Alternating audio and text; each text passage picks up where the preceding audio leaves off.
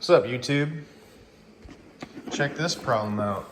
I should have took a before picture, but what happened here is, this is middle way through the progress, so I really should have done a tutorial how to fix this, but this is LVT, luxury vinyl tile, and this is a newer construction building, about 4 years old, second or third tenant that's come through here.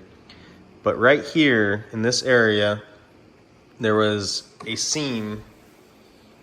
I think an I-beam is underneath going through the middle of the unit.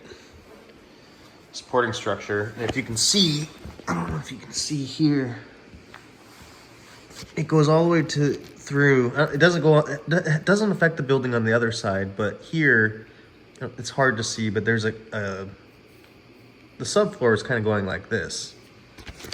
And with this luxury vinyl tile and having tenants coming in and out, they start kicking it up, and then it just peeled right here. And so what I had to do was go through with a heat gun. I pulled it up, use a heat gun. Let's see where it's at. Heat gun's over there. I used the heat gun, pulled it up because this glue is really strong. You'd be there all day probably breaking the tile in pieces if you just pulled it without a heat gun. But I used the heat gun, pulled it up, and then I could see in places where there are brackets underneath. And it's bumping, making the subfloor bulge with the settling of the foundation in the building. It's on a hill, elevation, downward elevation slope. And took a sander, sanded it all down, and that glue was really tough. I went through probably 5 different 80 grit papers on my square sander, and then I took some scrapers, scraped the glue that wasn't coming up from the sanding, scraped it all. It took me about 4 hours to do that. It's really painful, painstaking process. But yeah, next step is, I'm not going to do it today. We don't have any more of the LVT, and there's 8 units here. All the units have LVT, so this could be a problem that happens in the future.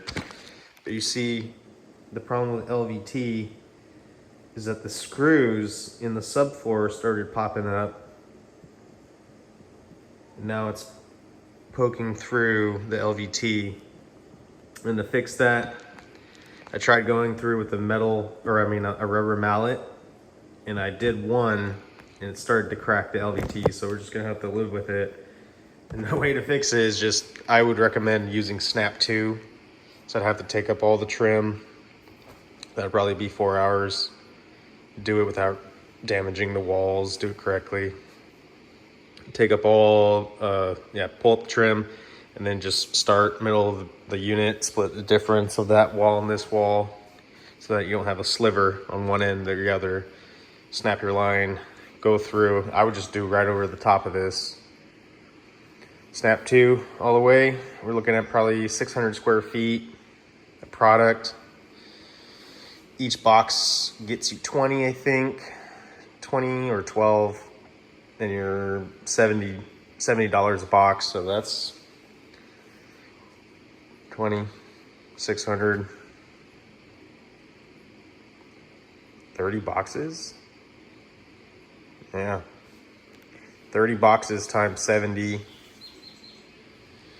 Oh, it's like 2,200 in product. I'm just doing rough math off the top of my head, plus probably 2 days of labor.